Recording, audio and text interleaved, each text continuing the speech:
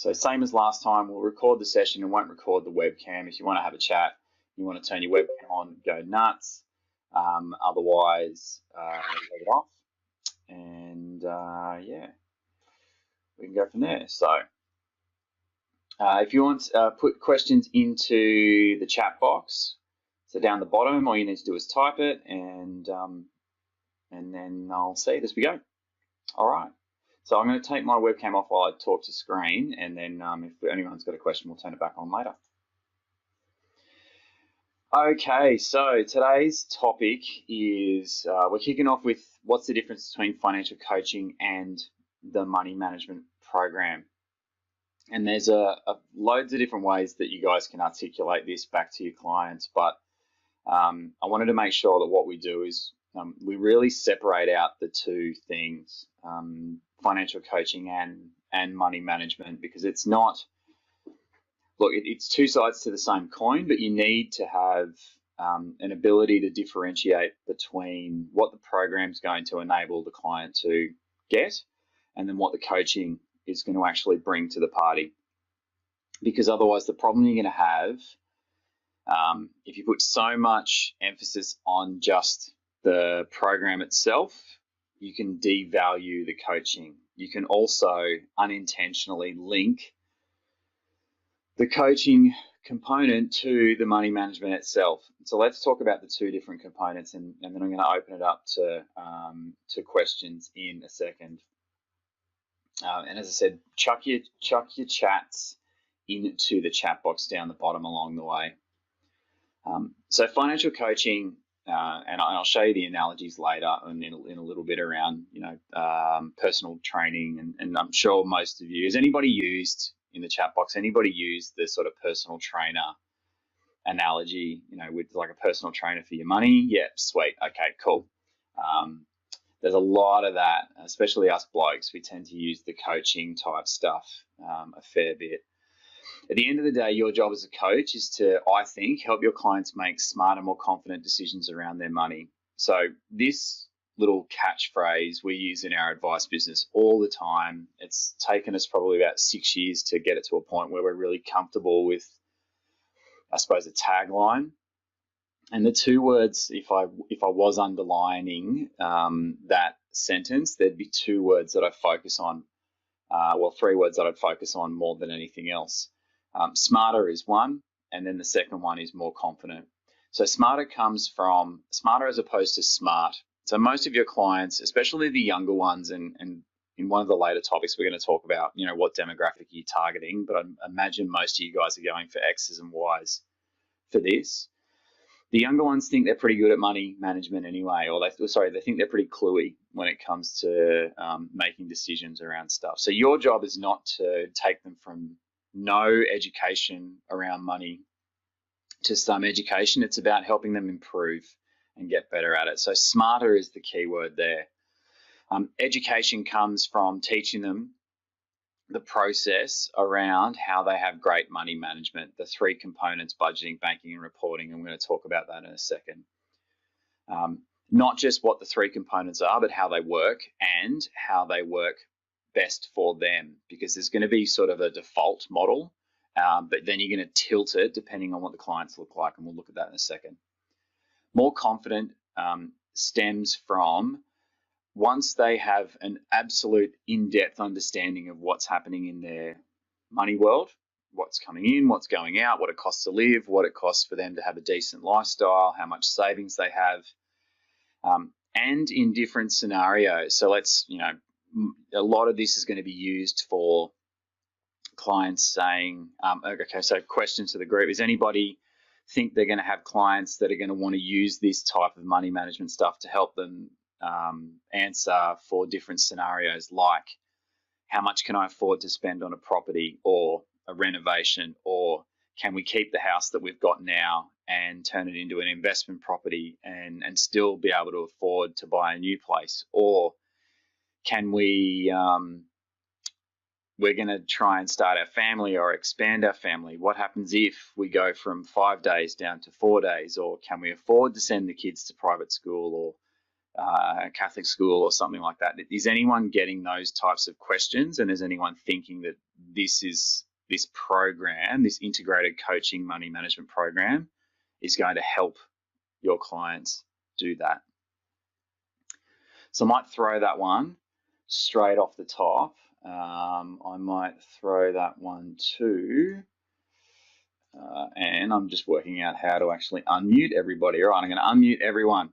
So if you want to have a chat, does anybody have an example that they want to use right now, one that they think is going to help?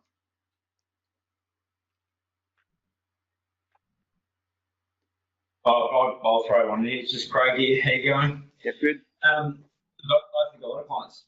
I mean, you got a family that's looking at having a baby. I've got one at the moment. Want to know what their next step is and what that next period of time is going to look like. And I suppose it's without really knowing the ability to how good they are with money. I suppose it's difficult for most people to sort of have that plan. And so this will help as a combination. I think it's going to be used in most planning situations. Okay. Great. Anyone else got one they want to add in? Yeah, it's Marcus in Sydney. I've got a couple that have had problems with cash flow management, basically managing their own finances for many years, and they've got one child and found it hard to pay the bills and keep going backwards in their offset account. And they've just now had a second child and find it even harder now that they're down to one salary. And I guess what I struggle with is trying to find where they're going to have disposable income when most of it seems like fixed costs. Yeah. All right, cool. Thanks, Craig and Marcus. So, guys, I'll get you to chuck yourselves back on mute. I won't mute everybody again anymore. So pretty much everyone can just manage their own muting. Yeah, look, I've had some really interesting conversations, some great conversations, and some horribly tough conversations off the back of this stuff. I'll just chuck the webcam on so you can see me through this bit.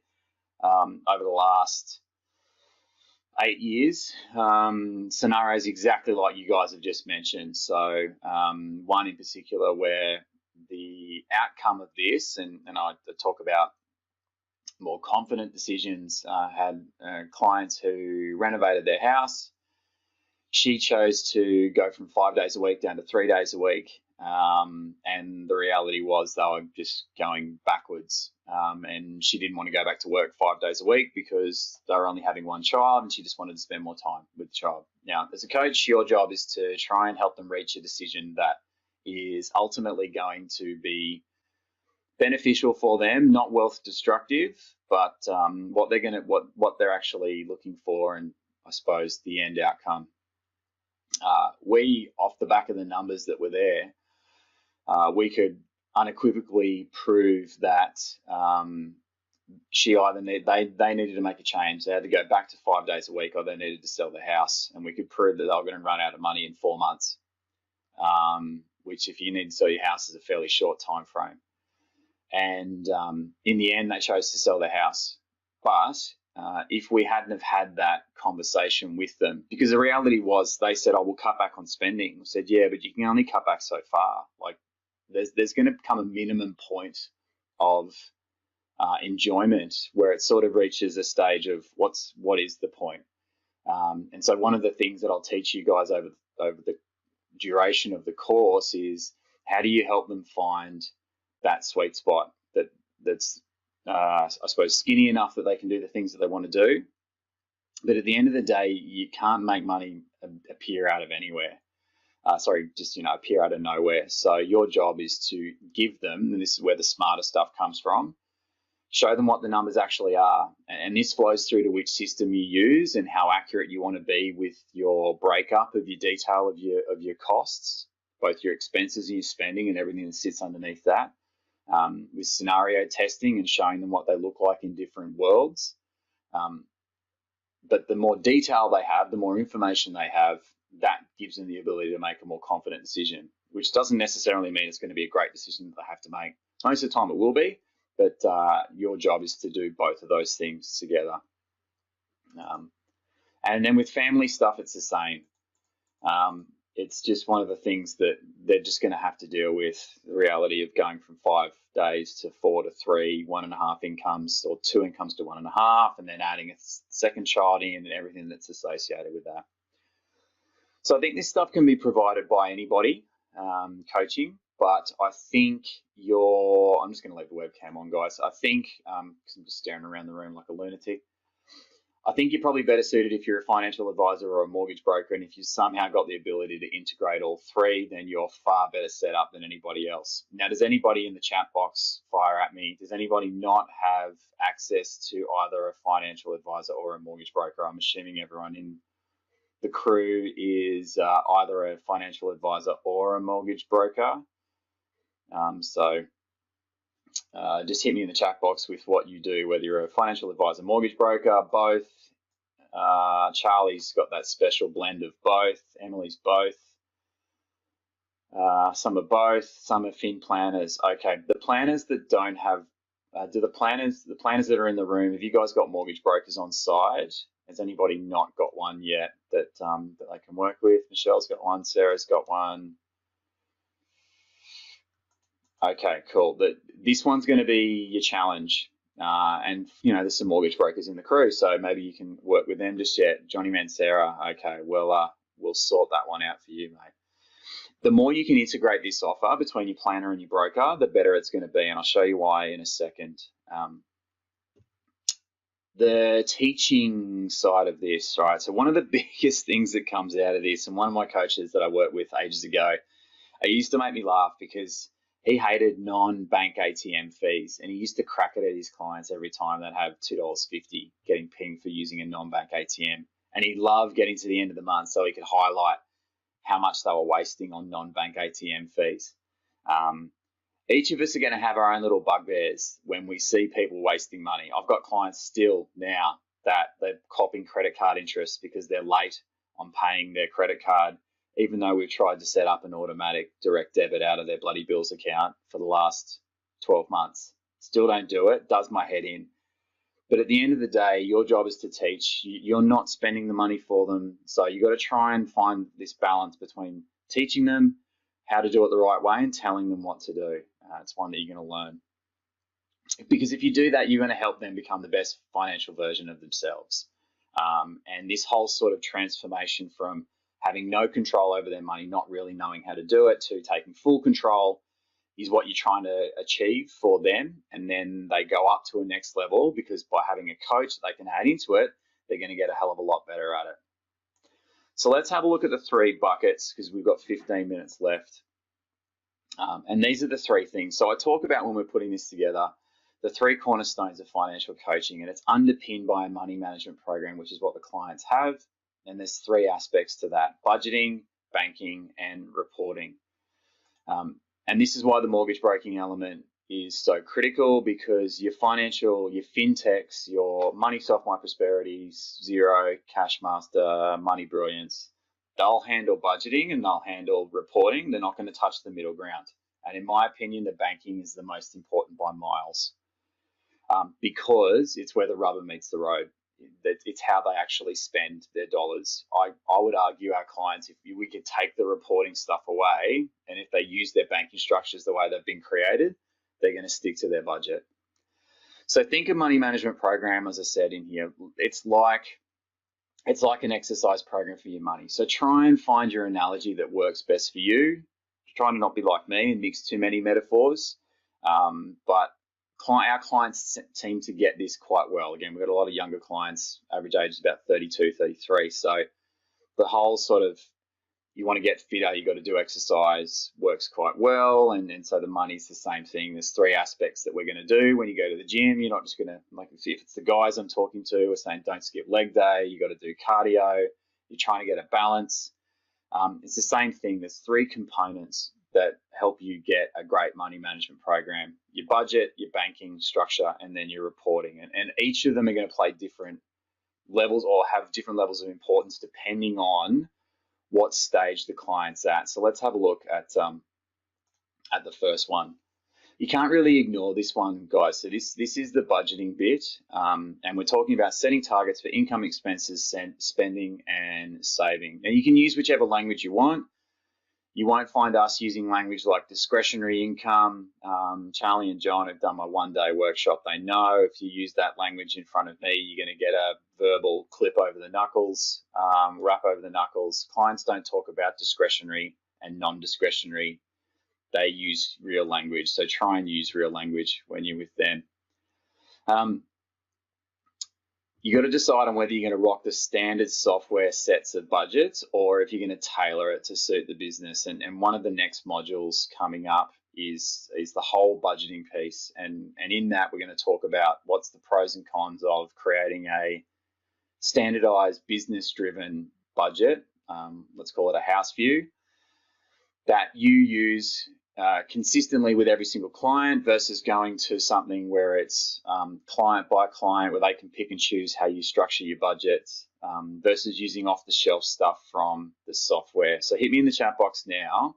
Who's already using a tailored budget with the software that they're using, or who's just using the out-of-the-box stuff that MoneySoft, MyProsperity, those guys, Money Brilliant, that they throw up?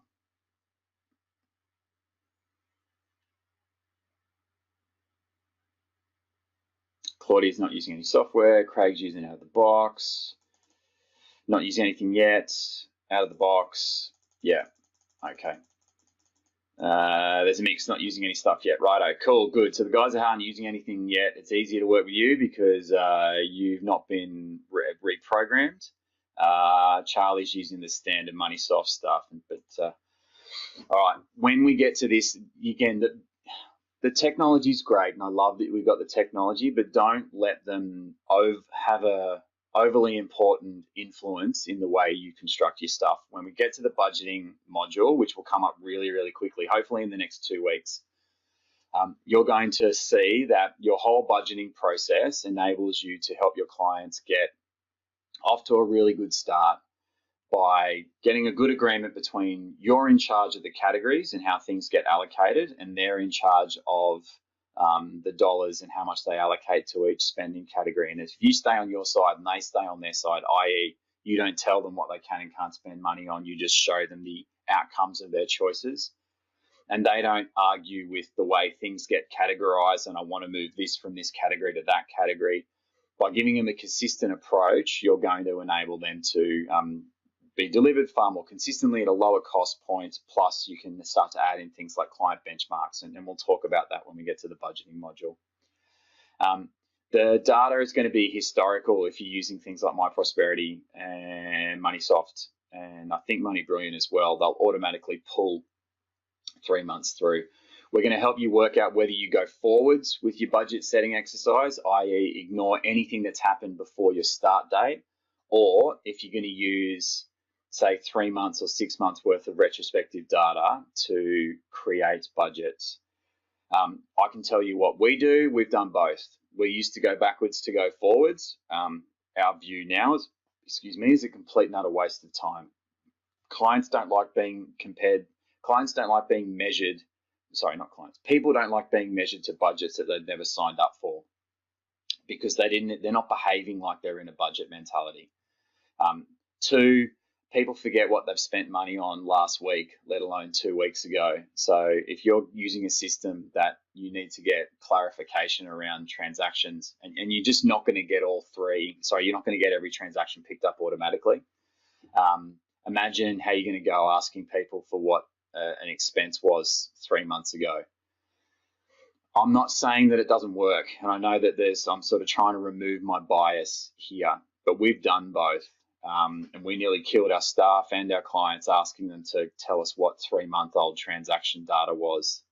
And so what ends up happening is they don't give you the answer, and it goes into this giant slush fund, which we call general, and there's no information. The reason why you want to go backwards is to try and get some sort of reasonable starting point to go forwards, because most people have no idea what they spend money on. My argument is you can use our benchmarks, which are in the kit bag, which I'm giving you guys access to after today.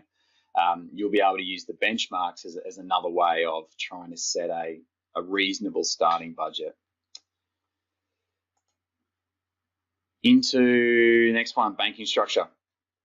So for me, this is easily the most important because, as I said, if you get this bit set up really, really well, then your clients are going to stick to their budgets because, well, if you set this up really well and you set up their spending their spending structure through this, the only way they go over budget is if the crap hits the fan, have a car breaks down, water heater blows up, or they deliberately overspend.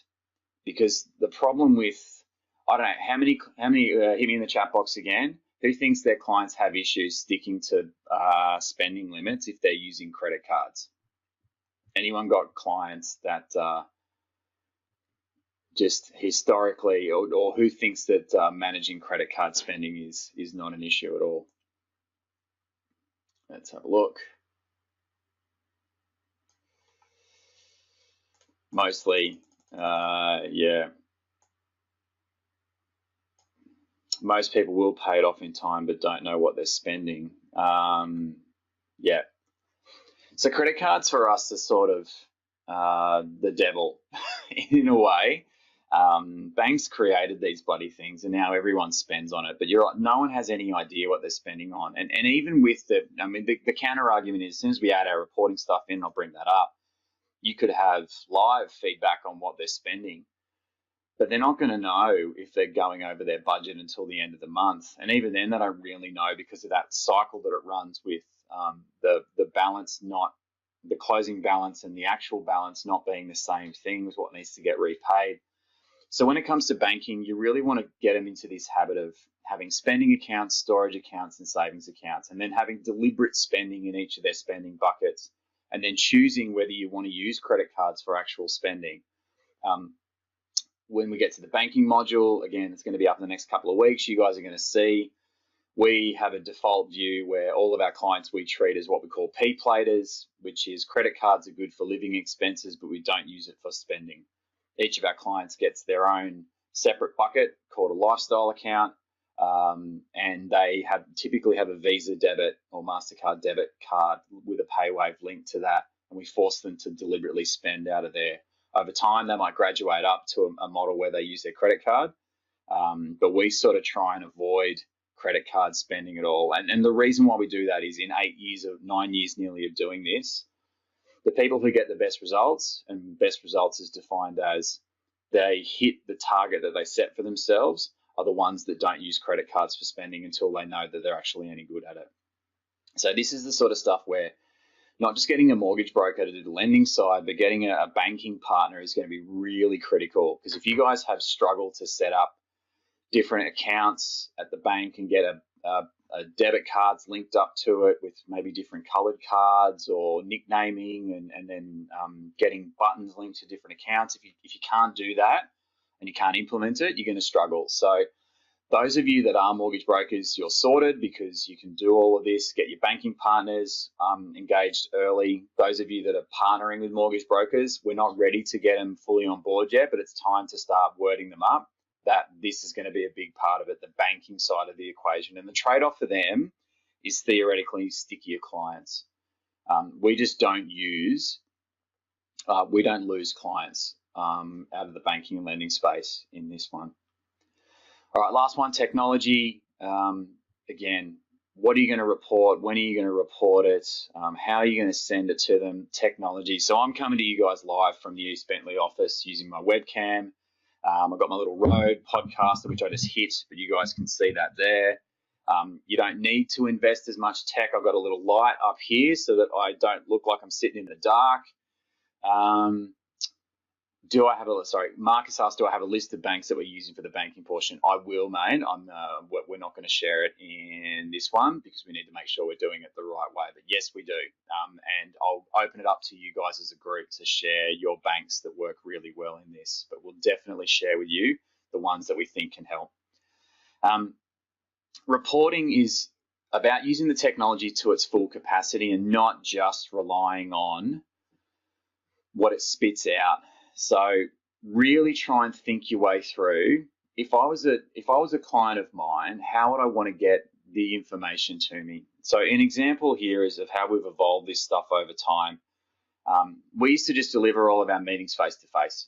And then with the advent of virtual meetings, we started delivering the meetings specifically in the money management space virtually. So we'd have 60-minute go-to meetings. Why 60 minutes? Because I thought if a client's paying for an hourly, quarterly meeting, I'm going to give them an hour whether they like it or not.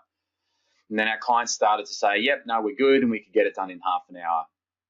Some of our clients now, we give them an option for your quarterly progress meeting, which we're going to teach you how to run. You can do face-to-face, old school, you can do virtual meeting, and you can run it by video. And a big chunk of our in the last sort of 4 or 5 quarters, our clients have been opting for videos, which is a little 7 or 8 minute highlights package of how they've gone with their numbers over the last quarter. So really start to think your way through the technology options that are going to be available. And I know you're nowhere near full solution mode yet, but think through this. And I can tell you now off the top, the answer is an Xplan. And it's not Midwinter, and it's not Coin, and it's not Advisor Logic, and I know those guys, if they were listening to this, might crack it. It's just not. Like, we've got to go outside. So we'll talk to you guys about video, online calendar booking software. There's a whole bunch of stuff that your money management software is good for generating the numbers, but you've still got to deliver the numbers and the feedback to the client. So you've got to think your way through what's the medium that I can use, and then you need to tailor it for the demographic that you're working with. Last thing, and then we're going to open it up to the group for those that can hang. I'm happy to hang for another 5 or 10 because I know I've babbled on today for those that can hang. And I'll keep recording for anybody that needs to bail dead on 12. It's not for everybody, so don't force it. And this has taken me 8 years to really accept this. We have it as a mandatory in our business. So if you're a client of ours, you have to do our money management program. If you don't, we're not going to work with you. So when I say don't force it, it's for us, we still have a hardline approach. When you're coming to the end of your pilot development, so the development of your offer, and then you roll out your pilot, you might like to have sort of 3 options. It's optional. So would you like fries with that? And so you don't have to do it if you don't want to. You could have a core and satellite approach where you go, well, it's non-negotiable for clients that are in our startup mode, like your Gen Ys. And then you might have one where it's optional for other people. And then you might have one where it's just has to be done by everybody. But at the end of the day, if people don't want to have clarity around their numbers, you can't make them do it. So if you've got to shift your mindset from being just they need it to do they want it. And if they believe that the best version of themselves is the one where they have full transparency on their numbers, irrespective of whether those numbers look like shit, that's the type of people that you want. The ones that are just going to stick their head in the sand, let them go. They're the cancers that will do your head in. And I say this, clearly you can see on my face.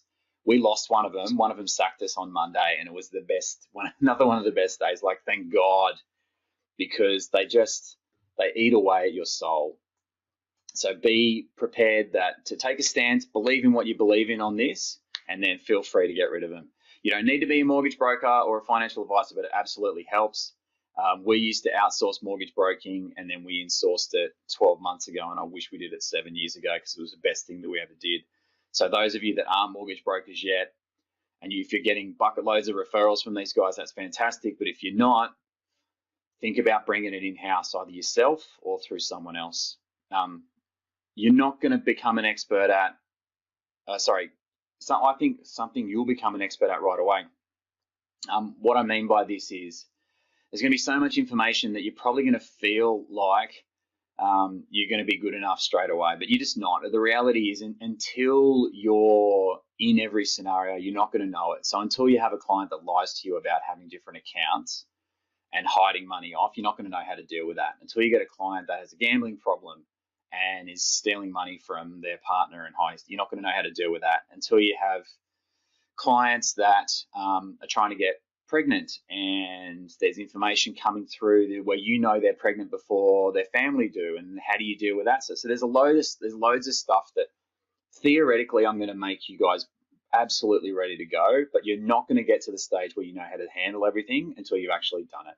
And you just need to be okay with that it's there's going to be a whole series of first times as you go. When you get them, just come back to me in the Facey group, and if it's a private one, just hit me up in the private one, because there's some really cool conversations that will come with this, and there'll be some slightly different ones because you might not have done it before. Technology is not mainstream yet. It's going to evolve really quickly, especially in the next 12 to 24 months. So even if you think the way that it runs now is the way that you should do it, be open-minded to change the way you go about it. And last thing, licensees and aggregators don't really get this yet. Aggregators are leaving us alone. They're cool because they're like, compliance for them is at a lower level than what the rest of us advisors have to face. Licensees just don't get it across the board. So hopefully you've got a good one. If you've got one of the old school ones, then we've got to work together to drag them to the 21st century and help them realize that this stuff isn't the antichrist of financial planning just because there's no financial product at the end of it. So guys, I'll open it up for those of you that need to bail. Feel free to bail. I'm going to hang for another 5 or 10 if anyone's got questions. I'd love to just open that up. Emily's got a chat question, so I can deal with that one first. So Emily said, how do you get around the clients that want a credit card for frequent flyer points? So we don't have an issue with that. But you've sort of got to go, guys, at the end of the day, the points is like the bonus stuff.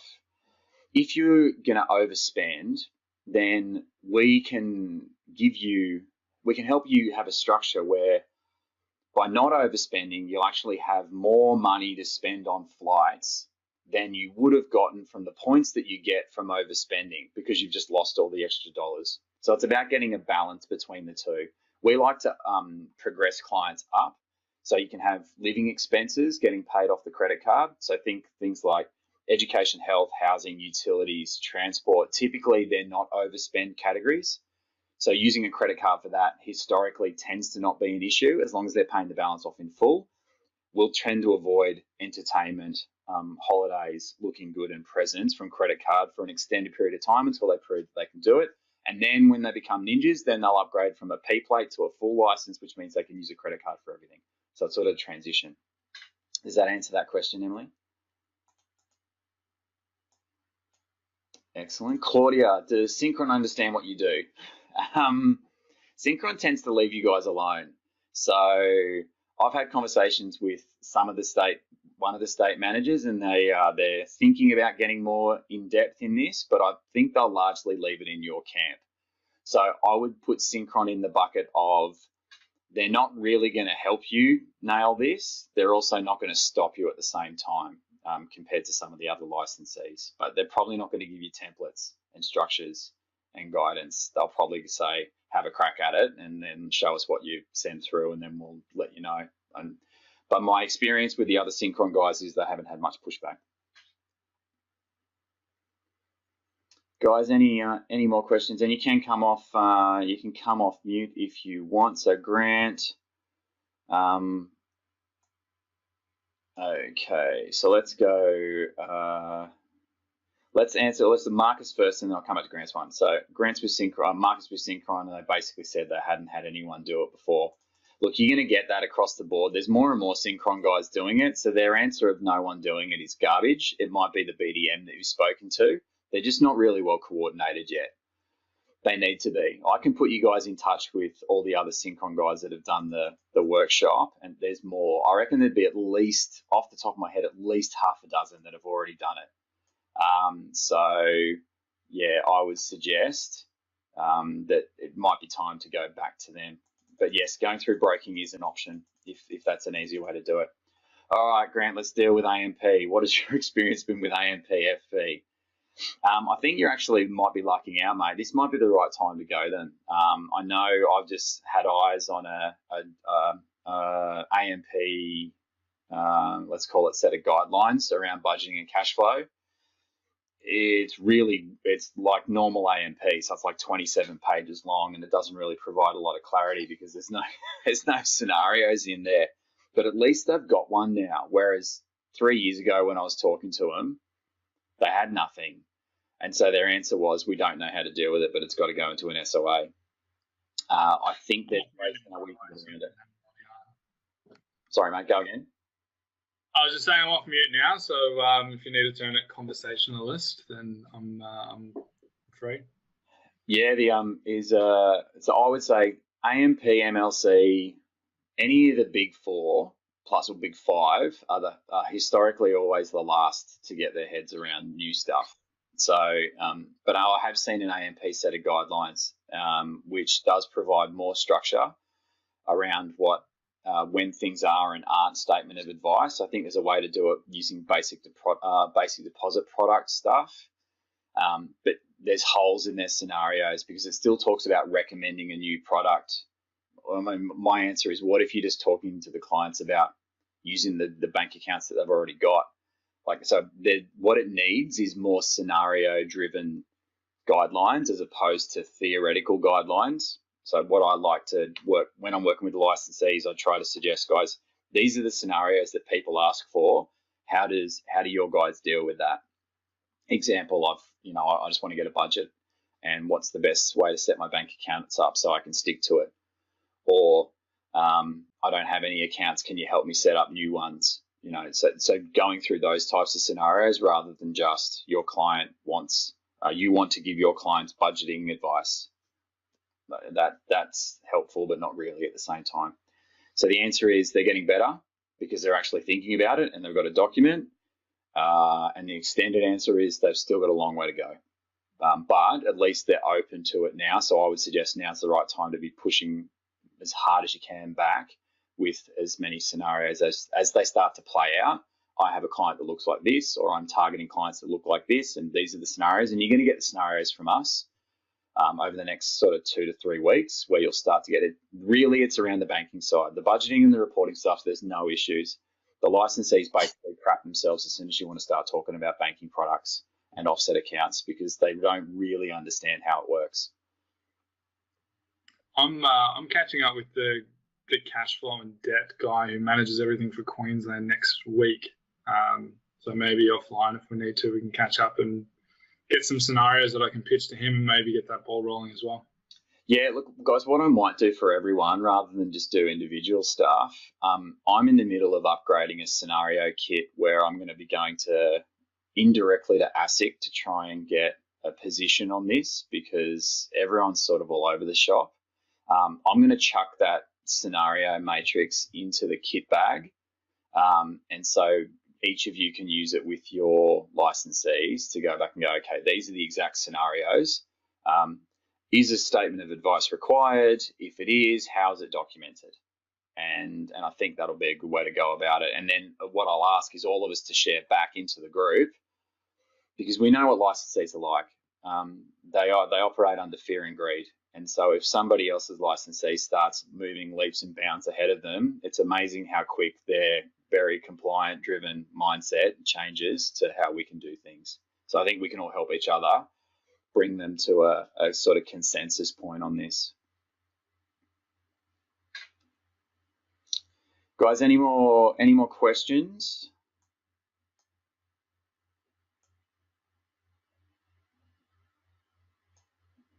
No, all good. All right, so Friday's session is, I'm just trying to think what we've got down for Friday.